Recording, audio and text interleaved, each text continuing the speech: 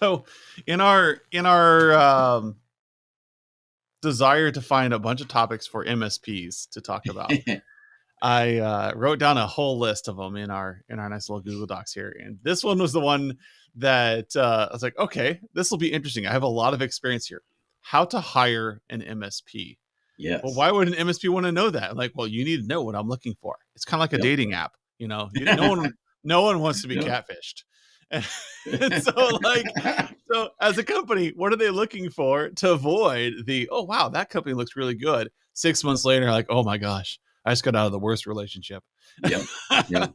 And Absolutely. I've been there. So, like, we cut our teeth at Virtual C on helping schools and private businesses find a good fit for them for technical support.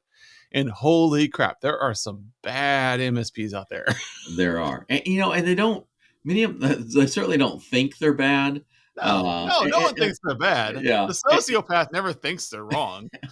and they don't set out to be bad, but yeah, they do have some really bad traits, and it creates a lot of problems because you don't know if you're just individual user out there and you're like, wow, I need someone to help me with, I don't know, something that's really out of your wheelhouse, a medical issue, or you keep opening up your news app or whatever, you're seeing cryptocurrency, you're like, what in the world is cryptocurrency?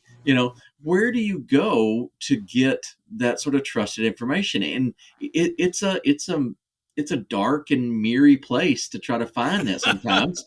And Yeah. And this is your bank account you're talking about. So, exactly, right? And I think for businesses, finding an MSP is very much like that. They to maybe provide some over exaggerated examples here. MSPs need to think about some of their customers being in the role of some sort of retiree, very very non-technical type of retiree who's sitting on their retirement fund trying to think, do I need to diversify into cryptocurrency? Let's think of someone, really kind of just in their lane as far as life, and they're like, what's an NFT? Should I drop, 20% of my investments into an NFT, right? They're totally clueless in that, and they need direction. And MSPs are in a very tricky place where they have to educate prospective clients, but there's clearly a conflict of interest there, right? yes. Because you're trying to educate them so that they will buy from you.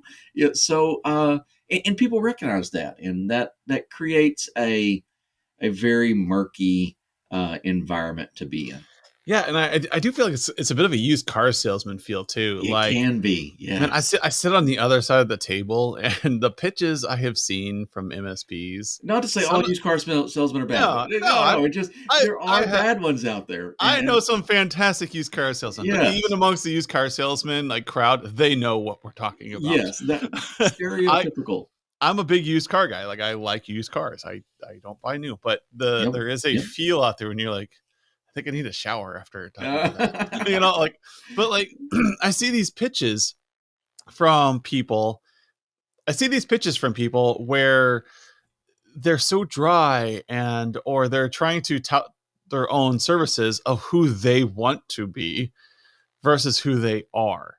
yes, And yeah, that's what I'm trying to peel apart when I'm sitting with a client, and representing them, saying, okay, what kind of MSP do you need? And I can say, okay, you're a medical office. You have these kinds of needs. We're looking for somebody with some experience doing this and this and this. So we're sitting across the table from this other person, and they're like, oh yeah, we do this and this and this and this. And I'm like, we do 24/7 support. We are on site within, 2 hours of ticket and all the things. Like, those are all the things they wish they could be. yeah, And yeah, no one hits it on the head. Like, some of you may have your operation so streamlined that that is true and you can demonstrate it. Then good yep. for you. Put that in some marketing collateral and ship it. But most of the time, I'm looking across the table with these MSPs, and they hand me this stack of paper that says, This is who we think we are. Uh-huh. That's what they're really saying. And I look down at who they think they are or who they aspire to be. And I think, oh, cool. They've got a 2-page paper on Azure here. Uh-huh. Okay, that's cool. Why are they educating me on Azure? What is Azure? Oh, Is that a look, they're drink? they're a certified AWS partner. Yeah.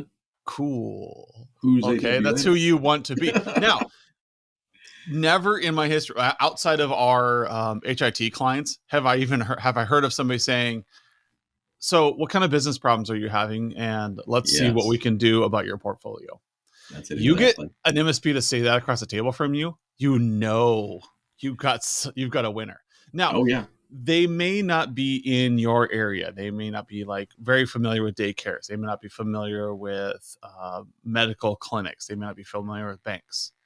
But you've got something interesting there who they care about you. And as small businesses go, we're all unique little snowflakes, and all your MSPs are unique little snowflakes. I guarantee you, Yep. we get to see the inside of these MSPs. Yes. They're unique little snowflakes. They want to be better. But when you look down the paper, the stack, the proposal in front of you, and it's talking about Azure or AWS and trying to educate you on all these things, they're aspiring to be the best technical support they can be. Yep. Cool.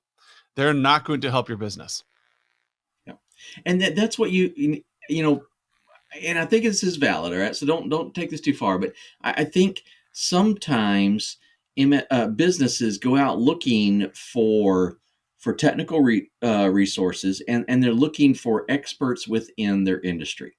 All right, and there's a very very valid skill set there. They want someone who knows, finance or healthcare, manufacturing, whatever it is, that kind of understands the normal business challenges that you have, and that's good.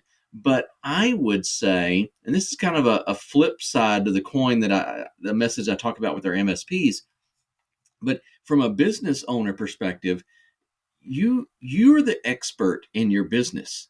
You don't need to hire a technology company to come in and tell you how to run your business. You know how to run your business. If you want someone purely, business focused to advise you on your core business, then go find that resource. But your technical resources need to have their competencies in the technical area. And there needs to be a meet. You need to collaborate with your provider so that they do understand generally what you're trying to do. But their willingness, like you were saying, Adam, their willingness to focus on your business needs is the most important part. It doesn't have to be their operational excellence as far as technical skills. They don't need a lot of in depth, specific, applicable skills on how your business runs. Their focus is going to be technology. So, we need to balance that out there and make sure that we're not, I don't know, putting too much value on the technical skills, but Yeah. don't necessarily drive that to just a business focus only as well. So, I'm giving you both sides of the story there, trying to, muddy in my own point. I feel like, but it is going to be um, a process to understand what are the goals, what are we really trying to do, and I think setting expectations early on for what you want from from an MSP is going to be really really critical. And that's also to be paired with the concept of hire people, not skills. Yes. And in MSPs, when we shop for a technical support person, we tend to hire, oh, we want to hire skills. That's just a no Hmm. brainer. I'm telling you that that's kind of true. You want to hire people who get you, who align with your culture, so that as you grow as a business, they're growing with you. So it's great to have somebody who's got the familiarity with the technology you have in house. It's better to have an MSP who aligns with your growth, Yes. who ideally doesn't care what technology you have inside. They're looking for the best fit for you. So when you say, hey, we're trying to bring in 4 other clinics in the area and form one office. Can you help us merge our technology? Mm-hmm. Yes. How can you help us grow? Like, you know what? We're not really great with the portals, but we have this partner out here we can go leverage. Yes. And so those are the MSPs that are going to take you places. Now, you have the flip side of that coin where you have the guy who will promise you the world because he's a really great salesperson and they feel great. And then you find out that they're always behind. They're always lagging on tickets. They're not helping support. And you end up with this, what I call a charlatan, where you have an MSP that overpromises and underdelivers. And so they have the person they want to be, they have the MSP they want to be, and they'll never get there because they're so busy putting out fires in the background because they overpromise all the time. Yep. And a lot of you MSPs listening to this podcast right now know exactly what I'm talking about. Yep. Your sales guy overpromised, and now you have to deliver as an engineer. Well, crap. And so that alignment is just burying you. So what you need to do is get out there and find that person who does both. The person who cares about your business, who walked into this this presentation, this pitch, understanding that you are a dental office, that you primarily work with kids, and here is the kind of feel you have, and here's kind of the mission of your dental office. This person walking in, if he understands those things, and then shows you that they close tickets on a reasonable time, that they have great references out there, now you have a winner. And I'm guaranteeing you that person that you're talking to is not going to be the low bid, but they will save you and help you build better cash flow in your business than anybody else. You're like, yes, technology companies can't help us earn money. Oh, yes, they can. And they can. Yeah. Look at any great company out there right now. Look at companies that have just skyrocketed.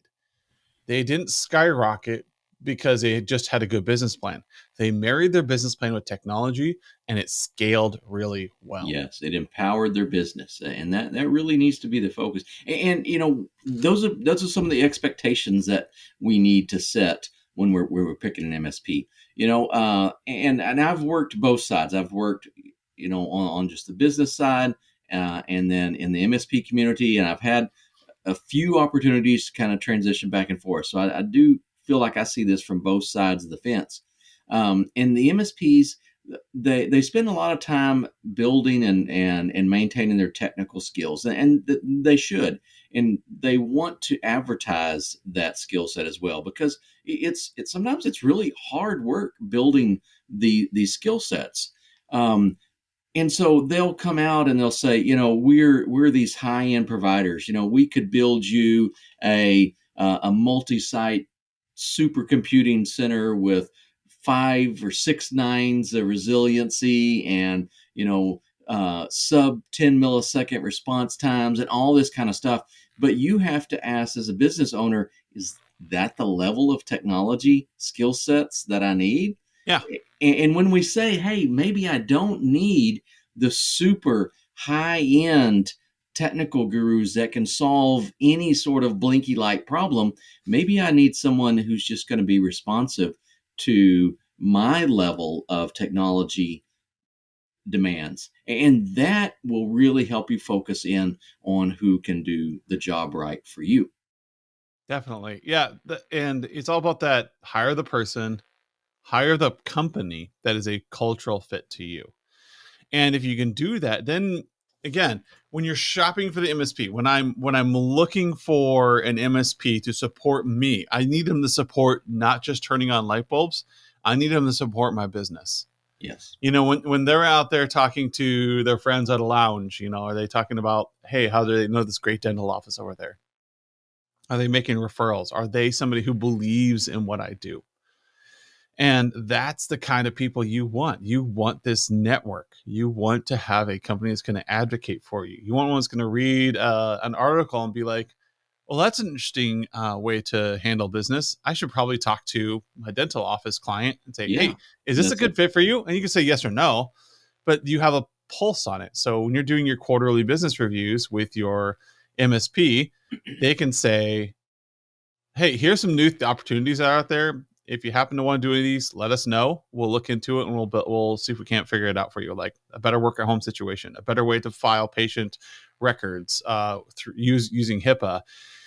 These are things that I care about and I want to help you with. That's a great MSP. That Now, is. if your current MSP is lacking, if they're just fixing your computers, yeah, they come in, they fix your computer, they leave. Okay. That's cool. You have a mechanic. That's like a Jiffy Lube. Yeah, that's You it. go to Jiffy Lube, they'll change your oil. You'll get some windshield wiper fluid put in. You'll be upsold on a couple nuts because they're trying to increase their margin. Say, hey, this bolt is rusted. We should replace this. And like, put it back on. Yeah. Like they're trying to upsell you on all these nickel and dime things because that's how they make money. But then you have a mechanic who you walk into their door and you say, hey, my car's not running right. Can you please help me? They look at your engine. They look at how it's been treated. They look all over and go, oh my gosh, there's a fair amount of work here, but here's what you really care about. You just need to get to work. Here are the things we need to work on. Now, someday, let's get to these other things, but we know you're not made of infinite money. So we got your car running. And then you probably need to be thinking about getting a new car because it's going to be making me a bunch of money over the next 6 months. Yeah. Yeah. And that's a mechanic. And so Jiffy Lube, they're all about process. They're all about streamlining. You're going to get in and out of that Jiffy Lube really fast. Yeah. But then you have your mechanic where you're going to go in, they're going to give you a full workover. They're going to talk to you a little bit as a person and kind of get to know you, get to know what your car is doing. And they're going to fix it up and make recommendations to you on ways to get better. So like I had a problem with my truck the other day. And it was making anybody who's a truck owner knows exactly what I'm talking about. It started making that high pitched chirp noise when I started my truck. Oh, and every truck owner knows that's the manifold.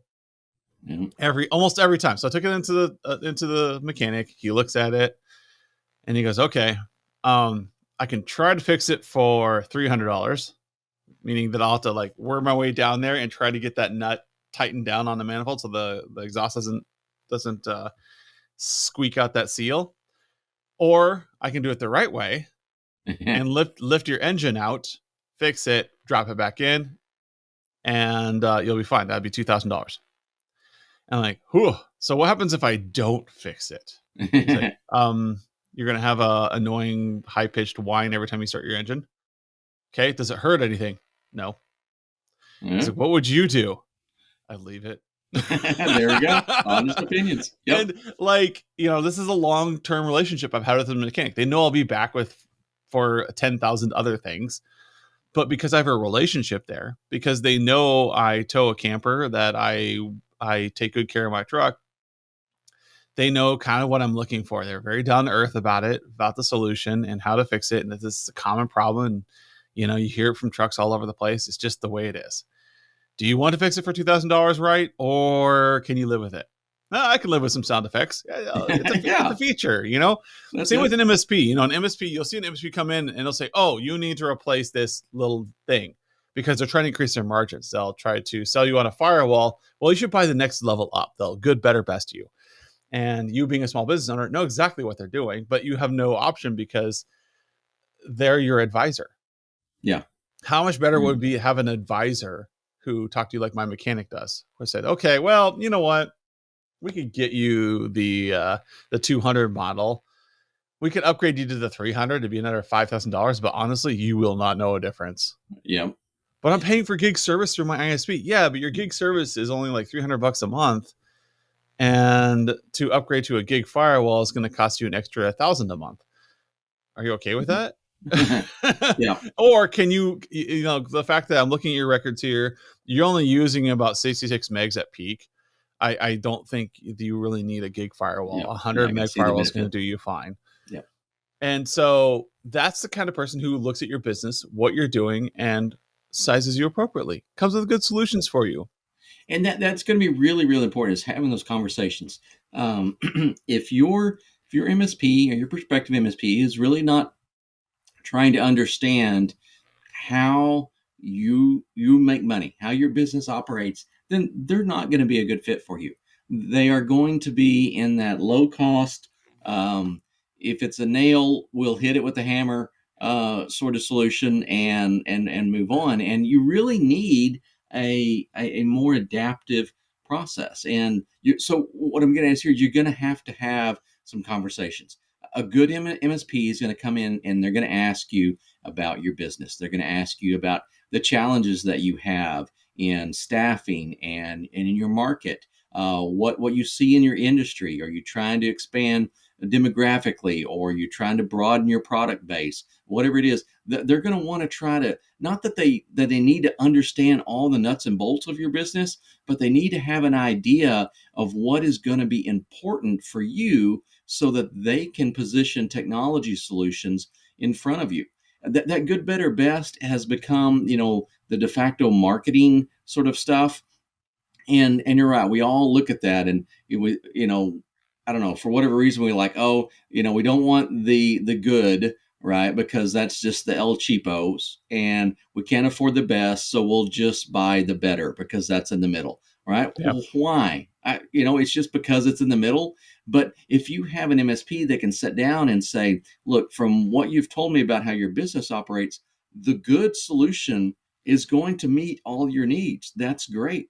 But they might also sit down later with a different product and go, hey, look, again, based on what you've told me what your business needs, you guys need the best. You need to spend the premium contract here because it's going to empower this part of your business. And that all comes down that willingness to sit down at the table and have those conversations. Yep. And that's our big saying is conversations, not presentations. Yep. You're sitting there shopping for an MSP, and if they come in and tell you everything you need, just right off the bat, that's a presentation. That's somebody prescribing to you a solution that may or may not fit for your business. If somebody comes in and asks you questions, how do you run your business? What kind of business are you in? Where are you going? And then says, all right, let's talk through what's going to what we have that can fit your model. That's where you got a good MSP, and a lot of MSPs do that, and that's how you've got a good one versus the break fix shop that's going to come in and they're going to just show you how they're going to support the systems you have. They're going to upgrade you to these things. They're going to change your firewall to this. But the good MSP, the great MSP, is going to have a conversation with you about how they can help you grow. And that's how you find a new MSP. That's how you pick a good MSP. You walk in, not the biggest one, not the shiniest one, not the one that has the lowest overhead. You want the one that cares about your company, because that's what we're in the business of. We're in the business of growth as small and medium businesses. We're in the business of making money or serving our clients the best we can. And you want partners that do that with you. So find a MSP that believes in you, supports you, and will continue to do so throughout the term of the contract. Yeah. That's our advice. And one of the things that we haven't talked about much here, we've kind of hinted around a little bit, is price. And anybody that knows me knows I'm a tightwad. I mean, it's just it is ridiculous. I think it's ridiculous how penny pinching I can be. And I would encourage you to really not look so much at the price, but rather look at what you're going to be able to do with that.